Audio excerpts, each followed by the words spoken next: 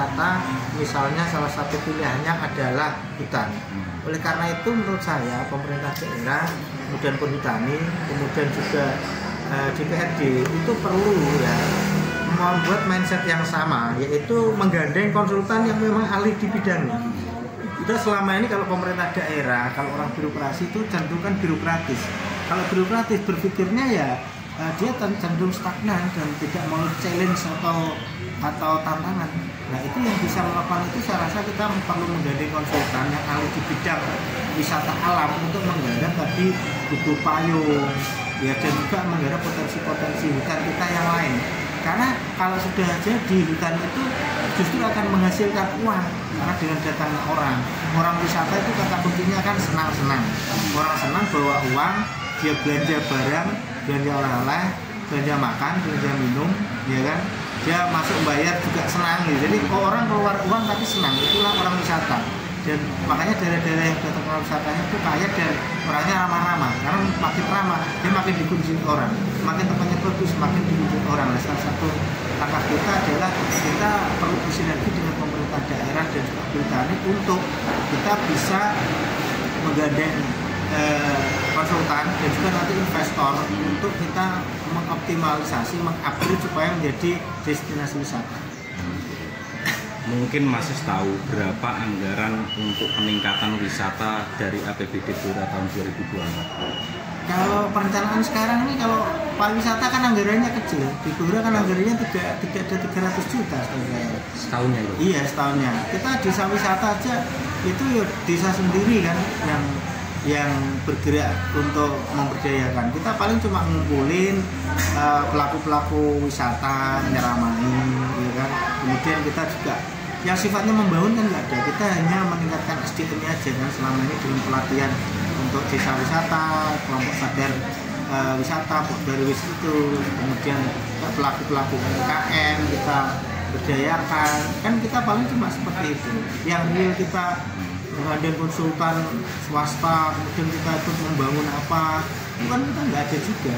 Yang ada kalau wisata ini kan hanya Tirtonadi, kemudian Sarbini yang menurut saya kan sudah bisa optimal juga, biar seperti itu aja. Dan menurut saya itu lebih baik di swastanisasi aja.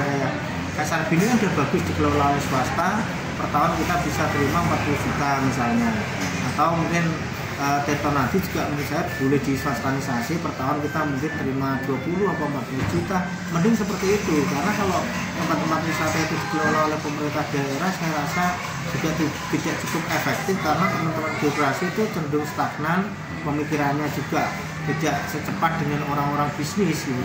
Karena kan dasar mengelola swasta dalam mengelola wisata itu kan bisnis murni mereka. Mungkin Mas tahu berapa PAD dari pariwisata dalam 3 tahun terakhir ini?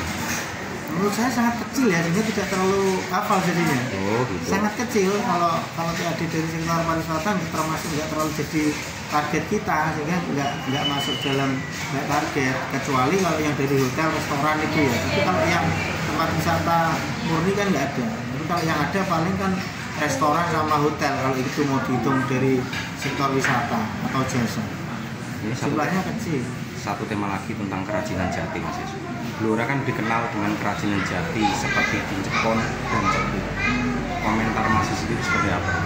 Kalau selama ini ya, kalau kerajinan jati yang sudah ada itu cenderung lebih bagus ya dibandingkan dengan kerajinan yang lain. Karena apa? Kalau kerajinan itu lebih bagus karena dia bisa langsung produksi dan jual sendiri. Jadi kalau akses pasar menjual ada, itu keren.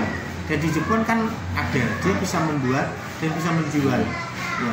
Yang produk yang sulit itu kan kadang-kadang dia bisa membuat tapi tidak bisa menjual, kan banyak seperti itu. Di Jepun menurut saya yang paling bagus ya, karena dia membuat dari akar dan sebagainya ya, kemudian dibuat dan kemudian dijual baik di pasar Indonesia maupun juga ke luar negeri sebagiannya. Saya rasa itu pemerintah daerah justru sekarang bagaimana meningkatkan, yang ditingkatkan adalah bagaimana produksinya, artinya kualitas produksi, permesinan itu seharusnya pemerintah daerah harus hadir di situ. Yang kedua adalah akses pasar, bagaimana pelaku-pelaku industri di kerajinan kayu itu diajak keluar ya mencari market pasar lagi supaya marketnya tambah, kemudian baru membuat produk-produk lagi yang baru dan lebih banyak itu. Nah ini saya rasa kehadiran pemerintah daerah dalam konteks produk dan dalam rangka konteks pasar itu sangat diperlukan. Nah kita selama ini nggak fokus di situ, anggaran kita udah habis untuk infrastruktur, untuk pendidikan, kesehatan. Saya rasa itu cukup banyak. Jadi tapi memang Blora butuhnya yaitu sekarang. Tapi ke depan menurut saya untuk UMKM, kerajinan, wisata, menurut saya ke depan harus dikasih porsi-porsi yang cukup lumayan ya supaya mereka juga berdaya, karena mereka juga bagian dari anak bangsa Blora yang harus kita dorong perekonomiannya juga biar meningkat perekonomian. Ada yang bilang kerajinan jati dari Blora itu masih kalah dengan Jepara. Mungkin faktornya promosi yang kurang atau bagaimana Mas? Ya menurut saya yang pertama kalau soal bahan saya rasa ya bagus Blora ya, karena kalau Blora itu kalau kita bilang kayu jati tua ya jati tua, kayu perhutani ya perhutani, kayu kampung ya kampung ya. Tapi kalau di Jepara kan bahannya kan bisa sesuka-suka mereka, bahannya mungkin kayak kayu yang belum tua, tetapi kan orang nggak melihat itu, orang kan melihat hasilnya. Dan mereka produknya bagus, finishingnya bagus ya kan, sehingga harganya mereka lebih mahal. Nah, sedangkan di tempat kita kan karena SDM untuk membuat itu terbatas, kita nggak ada yang menyekolahkan mereka, kemudian harga tukangnya juga berbeda ya kan, sehingga itu orang bisa furniture, bicara kerajinan, orang carinya di Jepara mayoritas, di Blora kurang. Nah, saya rasa pemerintah daerah harus hadir di tengah peningkatan SDM produksi dan juga pasar. Harus ada anggaran khusus, nggak bisa kita cuma diskusi kan, nggak bisa. Harus ada anggaran khusus untuk melakukan penetrasi dan peningkatan itu. Ini terakhir soal labeling produk, mungkin Pemda Blora bisa bantu untuk mengurus hal ini.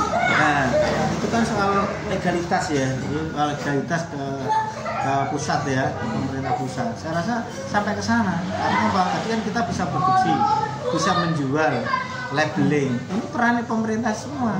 Kalau beli bahan baku ya urusannya pengrajin ya kan, urusannya menjual pengrajin, untung pengrajin. Tapi yang menjadi urusan pemerintah daerah adalah bagaimana yang membuat itu pintar, ukirannya makin bagus, produksinya makin bagus, akses permodalannya bagus, ya kan, termasuk perbankan mana yang paling lunak, yang paling bunga paling rendah. Itu peran pemerintah menghadirkan di situ, mencerdasan, termasuk perlu semua perajin dikumpulkan, bank-bank juga dikumpulkan biar presentasi di situ mana bunganya yang paling rendah, mana yang paling rendah, pokoknya bunganya yang paling rendah. Itu harus diberi akses ke situ. Dan yang kedua adalah pasarnya. Nah, perlu orang-orang kita perlu diajak ke luar negeri. Market kayu itu mana saja, atau orang luar negeri yang dihadirkan ke Blora. Kita bikin festivalnya. Ada festival kebaya, festival samin, festival macam-macam kan di Blora. Kenapa kita nggak bikin festival kerajinan kayu? Kan juga boleh kita pakai anggaran pemerintah daerah.